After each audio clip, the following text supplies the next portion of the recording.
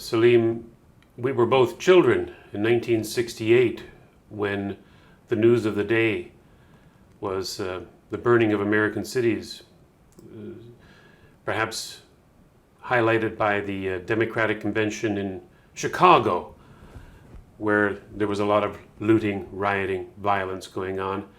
You had the assassination of Martin Luther King, and it was a very tumultuous time, but it seems like time has caught up with us, or has never left us, because right now we're watching marches on the White House, rioting in the streets, burning, pillaging, and murder and mayhem in the United States of America. And you have an interesting take on the whole issue, going back more than back to 68, but back to the fall of the Third Reich. Can you tell us a bit about your take? Now, before you begin, though, I'll have to say that we talked prior to this, and you told me about it. I looked on the internet under the news section to see whether or not your particular take on this had been mentioned by anybody else, and I could not find it. So I'd be very interested to hear what you have to say about the reason, the underlying motivation for what we're seeing today in the United States. Yes, Robert. I mean, this is these days, these past week has been, in a sense, a clarifying moment, apart from all of the mayhem, the anarchy, the looting, the burning, and the killings that have taken place right across the United States, and particularly in the blue states, where it all began is a blue state. Minneapolis, the Twin City in Wisconsin. And from there, it has spread. So it has very little to do, I would argue, that with what the Black Lives Matter and the Antifa movement and their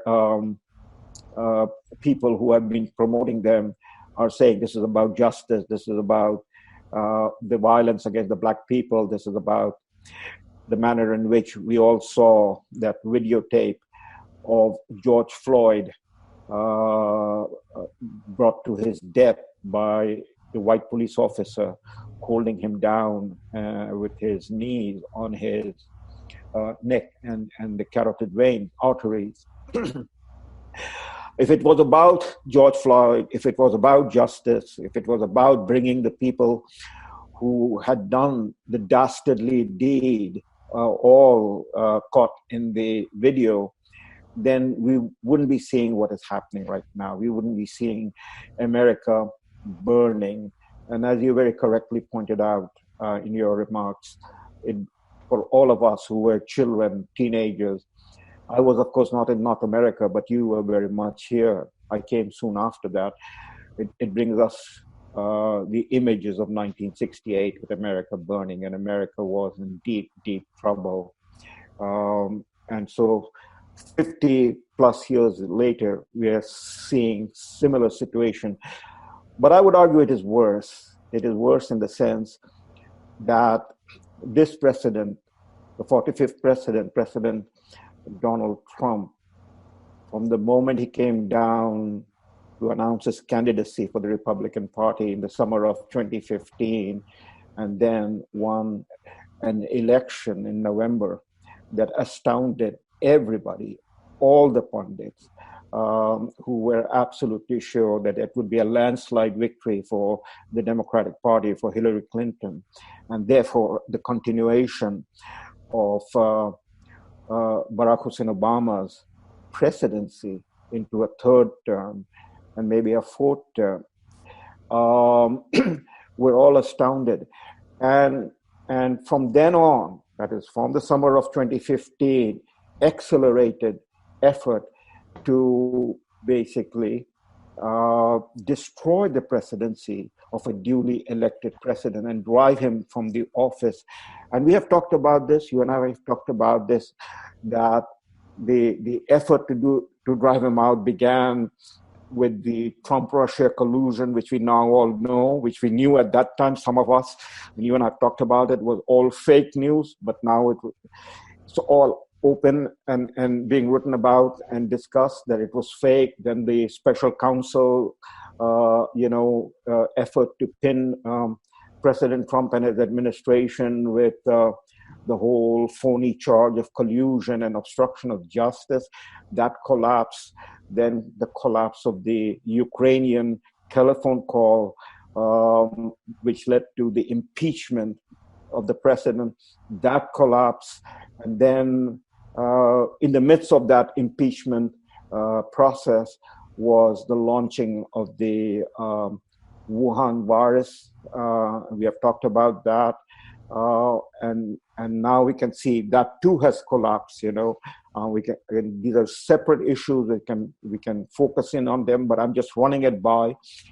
And now, in the midst of this lockdown, just as about the economy, at least in rest states, was beginning to open, and people coming out with President Trump talking about bringing the economy back, the economy that has suffered as a result of the Wuhan virus and the lockdown, and bring it back in greater strength.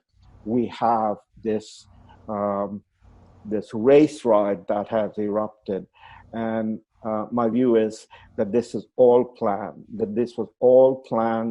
and this is the final attempt between now, as the summer is beginning in America, in the northern latitudes in Canada, that they hope that with this riot, with America burning, with the racial issue brought to the boiling surface, that this will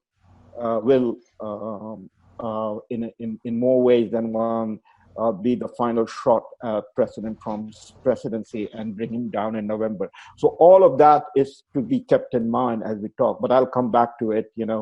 The main issue that I see here, where the parallel is, and as you said, nobody has picked it up on. I would offer the opinion nobody has picked it up on because, again, people don't think in historical terms, and I am bringing that into the surface. This is the Democratic Party, which is the party of the left, which is the party, in a sense, the progressivist party that has its projection that there are the white nationalists and the racists is simply the psychological projection of what the Democratic Party is. The Democratic Party is the party of the slave owners. The Democratic Party is the party of segregationists. The Democratic Party is the party that brought the Civil War in America in the sense of trying to maintain slavery.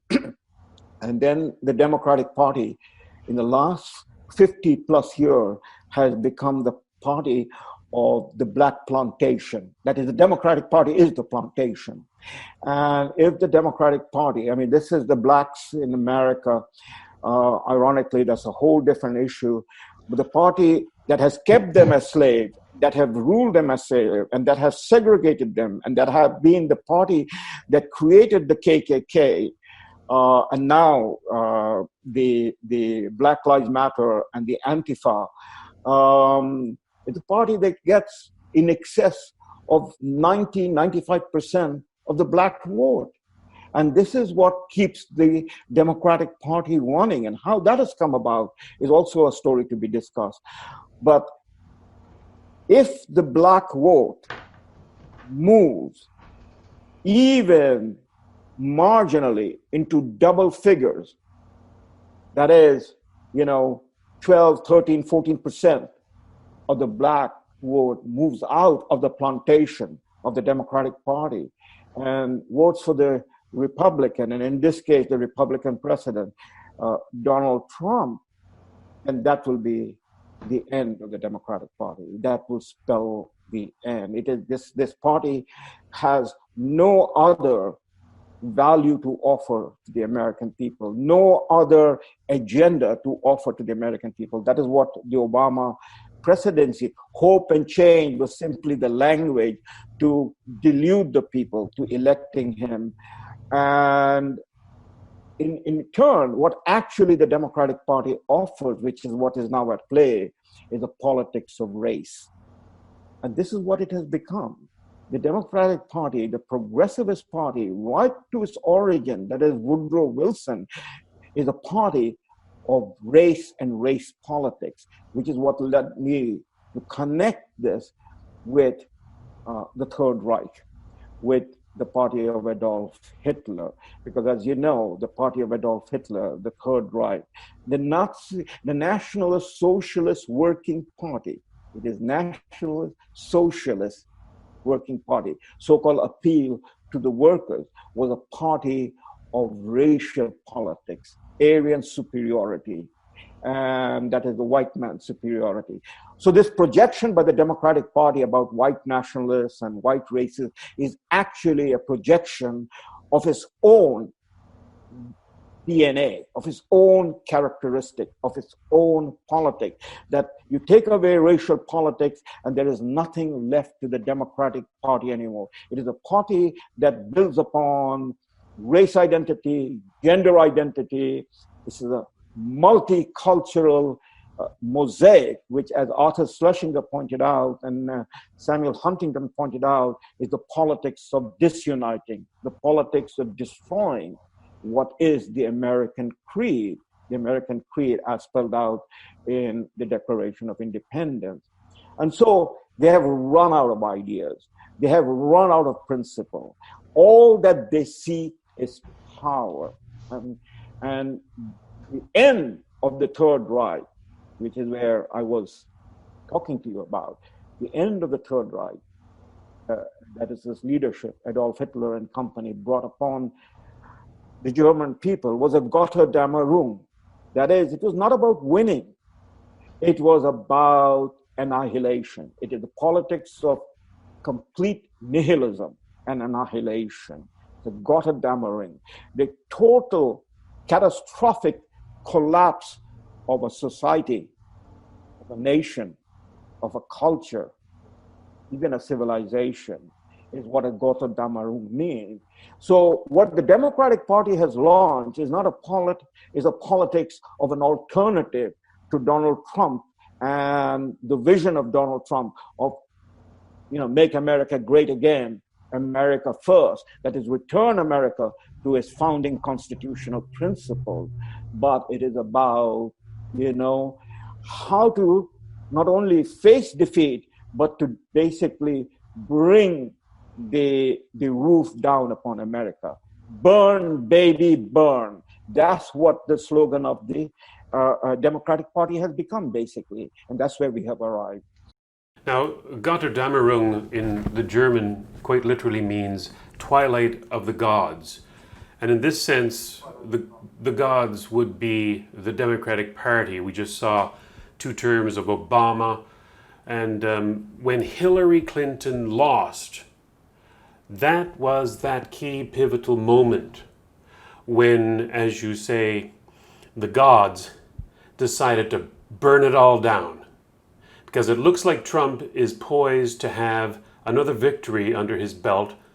And I should point out to our viewers that you correctly identified Trump as being the successful Republican candidate for president when he came down that escalator in Trump Towers. You said that he would be the next president of the United States. You were one of the very few who suggested that and were quite correct in it. And you showed me the math that you had done, that you had performed to see that, yes, all of these forces are coming together so that Donald Trump will be the next president.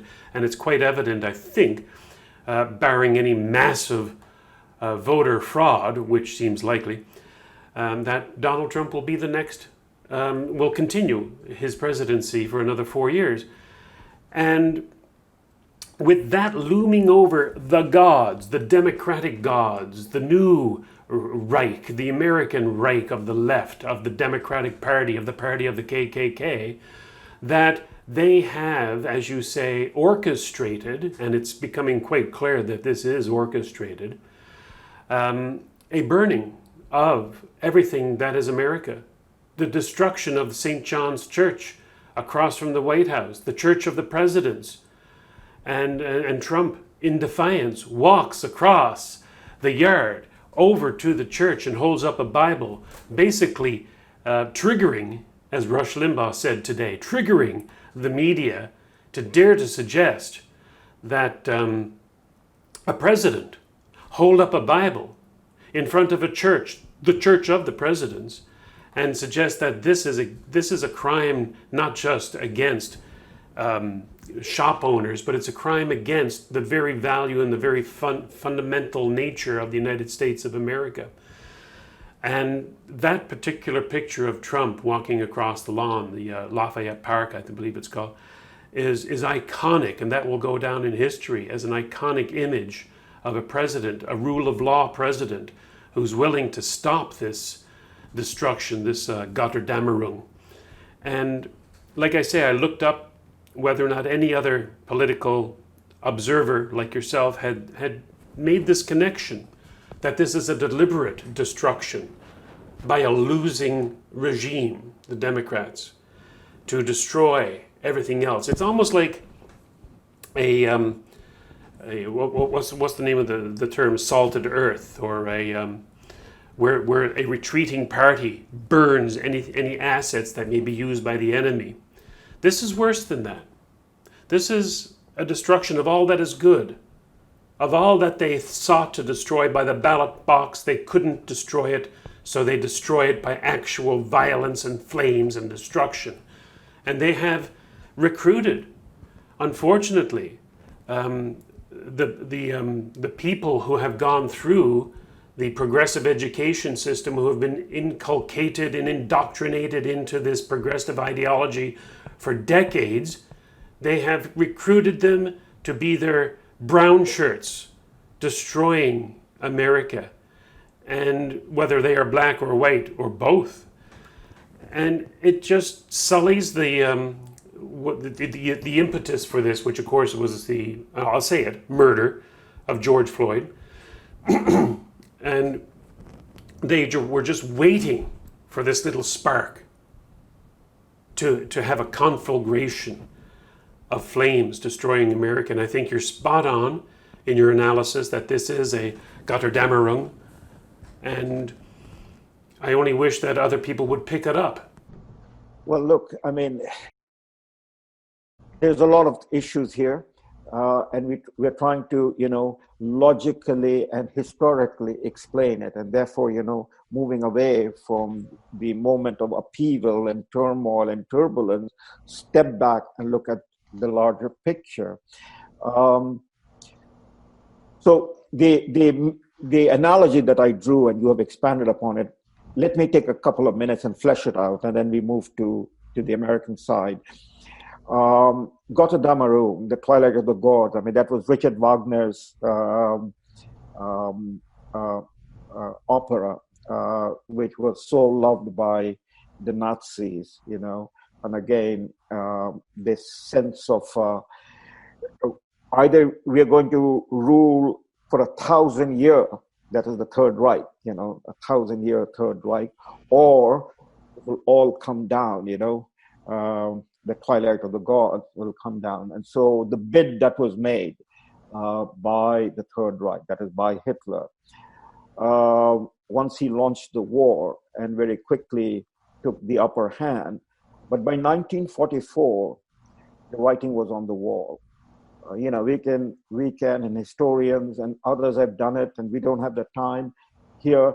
But Hitler came to, in that period, 1932 to when the war was launched in 1939, basically came to represent the German people. I mean, the opposition that was there was all snuffed out. So that was the German people, and they were, brainwashed by the propaganda, the Goebbels and others, the music, the writing, the public marching, and so on and so forth, into what can be called a pagan culture of racial politics, and this would be the 1,000-year Reich. And then they launched the war.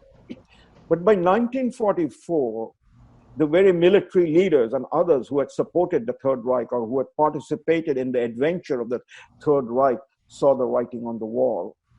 By 1944 spring, they realized, the German High Command realized that the war was lost. On the east, the Soviet Union had crushed the Wehrmacht in Stalingrad and now was pushing back, heading towards Germany from the east. And then came the D-Day invasion, the Normandy, in June, that was under preparation. And once that D-Day landing became successful and France was liberated, it was just a matter of time. So the Third Reich was being closed from the east and the west, coming in. And the German High Command, senior officers were desperately trying to find a way out. And there were, number of attempts launched to assassinate Hitler and then bring about a negotiated surrender, either a surrender to the Allied armies in the West, because nobody was going to make peace with the East, that is the Soviet army, surrender to the West, and then try to stop the Soviet Union from coming in further. And so that the number of assassination attempts took place. The most important, the most famous one was the one by Colonel von Stauffenberg. I believe it was in July of 1944, where he was able to put a bomb in a briefcase in the chalet where Hitler was having with his top general and party official his meeting. Somehow Hitler survived, and Colonel von Stauffenberg was subsequently arrested, and they were all eliminated. But there were other generals that were eliminated. The most famous general that was eliminated was Field Marshal Rommel, who was asked to take his own life, or he would be, prosecuted and hanged or executed. So Hitler knew, and his people knew that, that the Third Reich is reaching its end. But what was his response? His response was that the German people had failed. The German people were not worthy to be of Third Reich. And so instead of, finding a way out, he was going to fight till the last bullet and till the last German child. Toward the end of the regime, they were recruiting teenage boys as Hitler's youth to go out to stand up against the Soviet army advancing towards Berlin. And finally, he blew his brain out on April the 30th of 1945. The point is that Hitler kept on fighting, that the Third Reich kept on fighting, and mayhem and bloodshed, and that's the Götterdämmerung, bring the whole roof down upon the head of the German people, because they are not worthy. They had proven themselves to be unworthy. This is the politics of the left. The same thing has happened with, Soviet Union. It was a miserable wreck. Same thing with China, and China is heading in the same direction, the communists. Same thing with the fascist, militarist Japanese. The war was almost over. Germany had surrendered, but the imperialist forces kept on fighting, even as they were being squeezed, towards their own island. And the last bid was the Japanese militarists calling upon the Japanese people to prepare and fight and die. And the last bid was, the kamikaze pilots flying out, in suicide mission, all in defense of their ideology. So it was empty. It was Götterdämmerung. They would fight for defeat. It was no longer a fight for victory. So now let's flip over, which is where my analogy was, flip it over to the Democratic Party. The Democratic Party has become the party of the deep state. It is the party of the deep state. It is the party which is the party, the unit party. And so there are Republicans who are involved in it. The 2016 election, if Trump had not run and won the primary, would have been lost in a huge charade of an action, whether it was Ted Cruz, whether it was Marco Rubio, whether it was Jeb Bush. It doesn't matter who would have been the Republican nominee. It would have been a kabuki drama, and then they would have gone down to Hillary, just as Mitt Romney went down to Obama in the 2012 election. Okay, so the Republican establishment is part of the deep state. The deep state's principal political arm is the Democratic Party. And all of the things that you talk about, where is the media? Where is the business oligarchs? Where is the academia? They are all part of the same mechanism, deep state, you see. So the 2016 election, in so many ways, now we are looking back on it, turned out to be providential in the sense that it became the election of we the people against the ruling class, the deep state. Angela Cordovilla, professor emeritus at Boston University, who had served in the as a assistant in the Senate for the Senate Majority Leader for many years in Washington, and is a prolific writer, had published a little monograph called "The Ruling Class" in 2012, and it became a huge bestseller, in which he describes what the ruling class is and what the deep state is. So the 2016 election turned out to be the we the people election. It turned out to be an election in which the we the people had it with foreign wars, had it with racial divides, had it with, the expenditures, the manner in which, the elite have run the country. And anybody who stands up and speaks is called a racist, is called a bigot, and there is no room for a healthy discussion of where the country is headed. And here comes a man who has never been elected to anything, who has never run for public office, who is born in Queens, New York, and a billionaire, and he raises the flag of we the people. Make America great again, and America first. And he wins. And so the Democratic Party was shown to be, and all of its other apparatus was shown to be a empty, how should I say it, a tiger which is ultimately toothless because it doesn't have the people on its back with it. The only way that it can drive the people out is through a politics of what I'm calling racial division. And that's what the Democratic Party has done, and all of the people around it, the media, the academia, and we can focus on each aspect of it, what has happened in fragmenting the American people into groups based upon identity politics. And the blacks has been the identity politics of the Democratic Party for the last, 50 plus years. You don't see the voices of the black people who reject this politics of identity that has been imposed upon them and that have led to, in a sense, the collapse of the Afro-American culture, their religious culture, their family culture, and has been a devastation in the black society.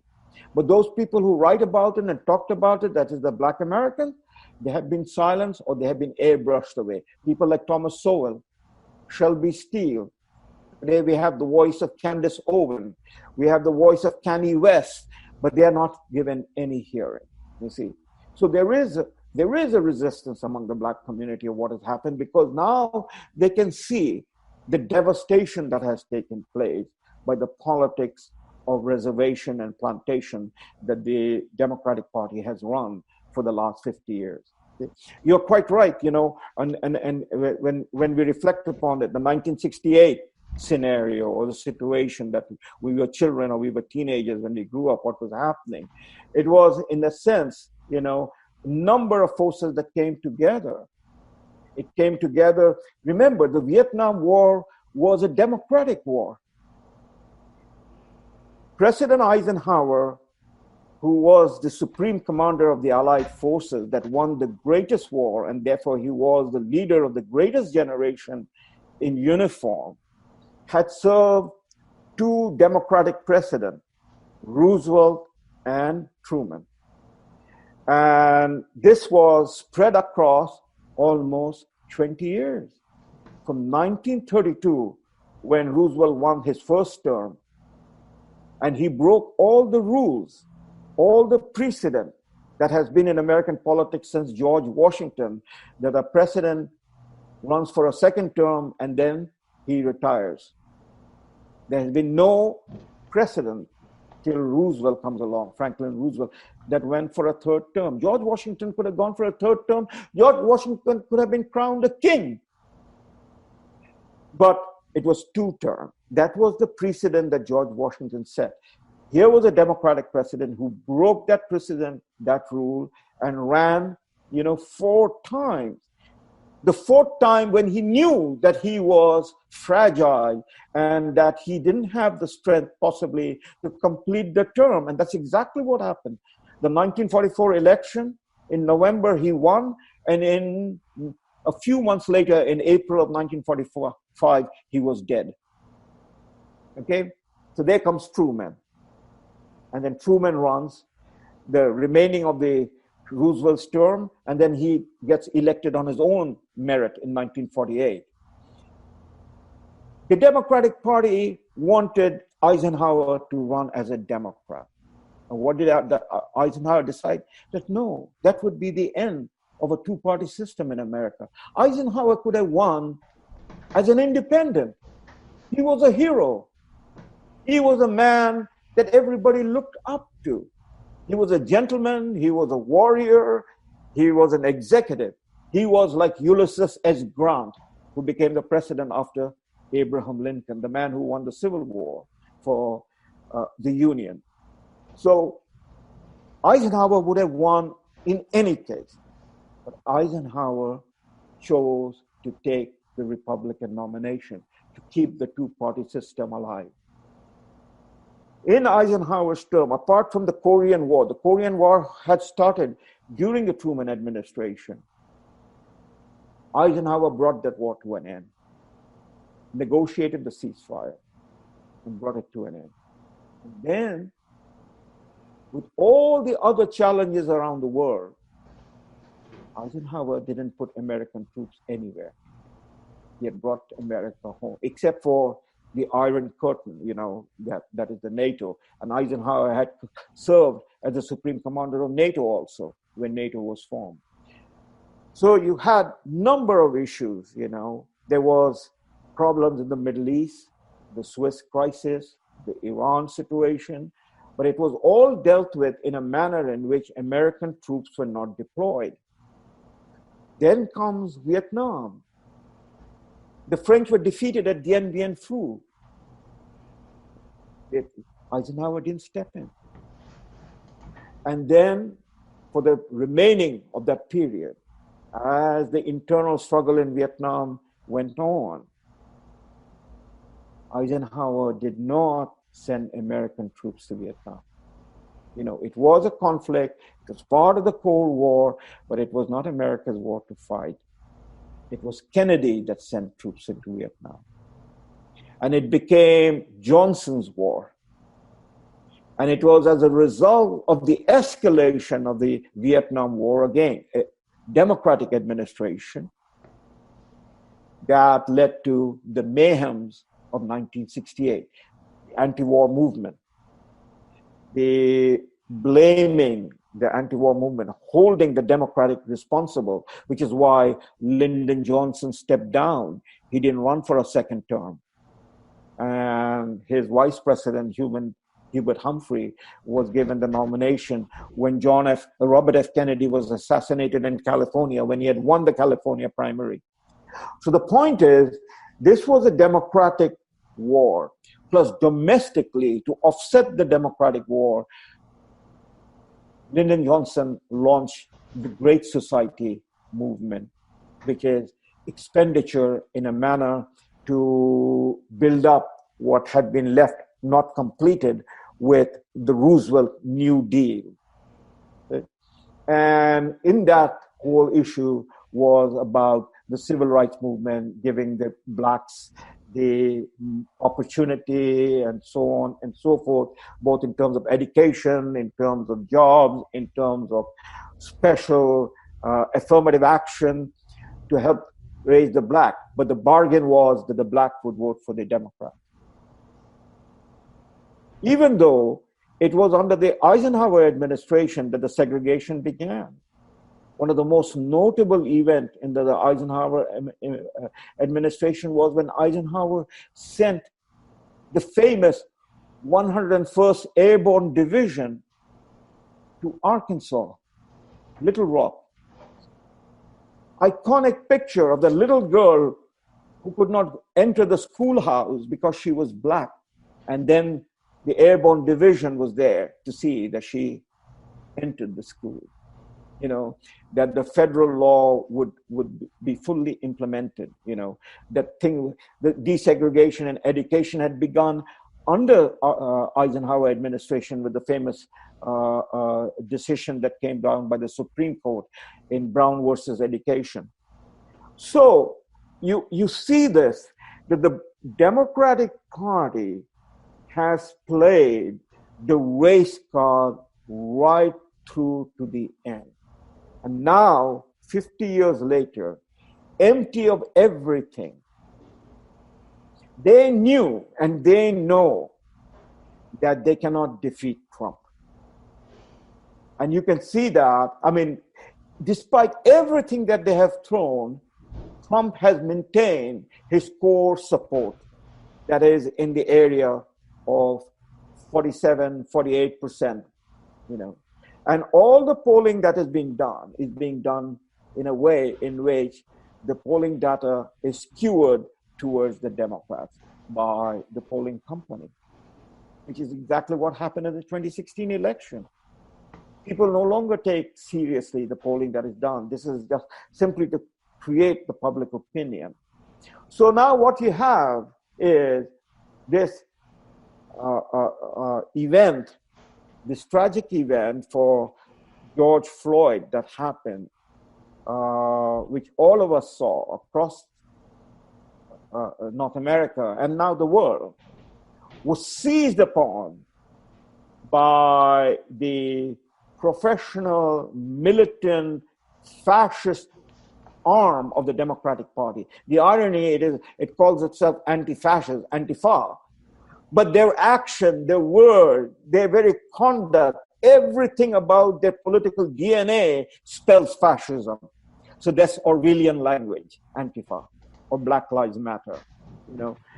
So who are the people who have mobilized them? Who are the people who are paying for them? We are now getting reports. We are getting reports that all the Hollywood actors, all champagne drinking liberals in Hollywood, in the media, in the academia, George Soros and his organization, the Open Society, they have been funding all of these people. They are paid rabble-rousers and rioters.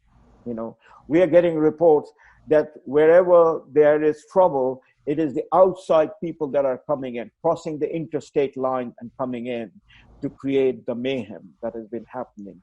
Cities are burning. That is, which cities are burning? You can see New York, the mayor is a Democrat mayor. The governor is a Democrat mayor. You know, Chicago, Democrat administration, Democrat governor, Democrat mayor. You know, Atlanta, Democrat mayor. You know, California. Last night we were seeing pictures from LA, from Santa Monica, from other parts of California. Democrat governor, Democrat mayors, you know. You're not seeing these things happening in red states. So there you have it. You have the coalescence of all the various arms of the Democratic Party coming together in a way to create this pandemonium and escalate it and pin it on Donald Trump. But they know that they cannot win because they have no agenda. Their record speaks for what it is. They have a presumptive nominee who cannot articulate a single sentence coherently. If Joe Biden is not already deep into dementia, he's on a fast slope to dementia. And they have this presumptive nominee, you know, whose 40 years record in the Senate speaks for itself. A man known for his plagiarism and his lies, who has achieved absolutely nothing, no more than did Barack Hussein Obama, who he served as vice president, who was a community organizer, an Alenskyite, picked up by the Democratic machine to be a president. No record whatsoever, nothing to speak about. You know, same with Hillary Clinton. By the way, both Obama and Hillary Clinton are the loyal, proud devotees and students of Saul Alinsky, the Marxist Leninist operator. So this is what I said. This is the Götterdämmerung. They know that they cannot win. They are like Hitler in the bunker. The army is moving in. In this case, it is the army of the people. Just like in 1968, as the mayhem and the pandemonium broke out in America, what happened? What was the result? It was the last stand of the Democratic segregationist leaders like George Wallace, the governor of Alabama, who became a third-party candidate. Hubert Humphrey was from the north, from Wisconsin, and George Wallace was from the deep south, as was, for instance, Lyndon Johnson from the deep south, that is Texas.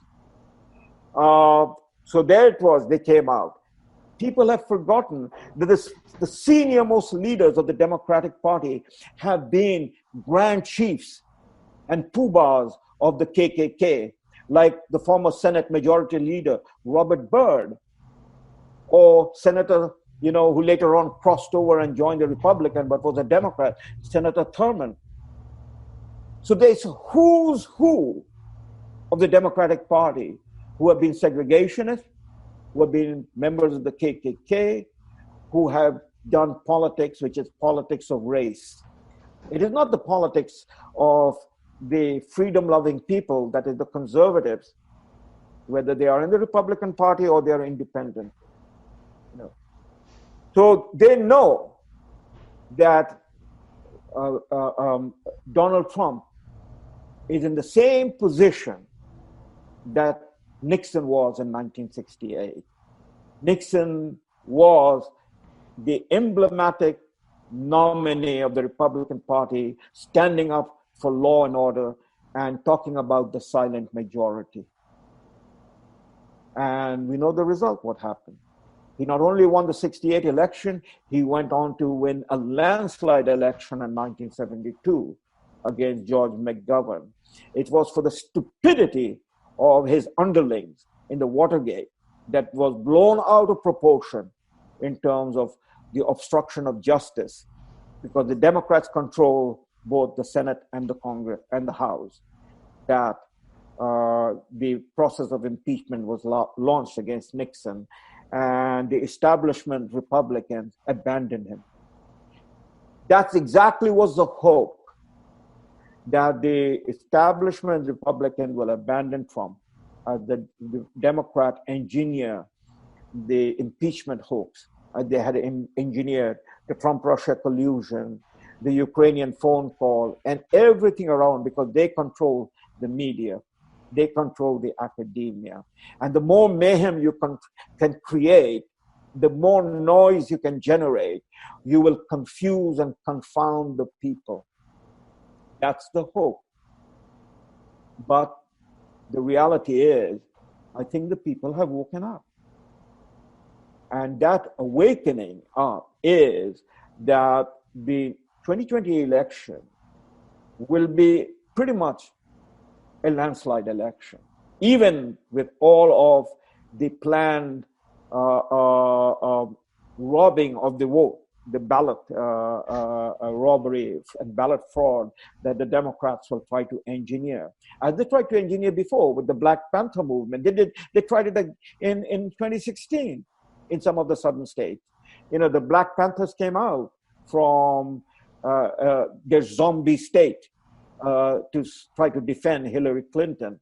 But I don't think that will work again. And so that's the Götterdämmerung.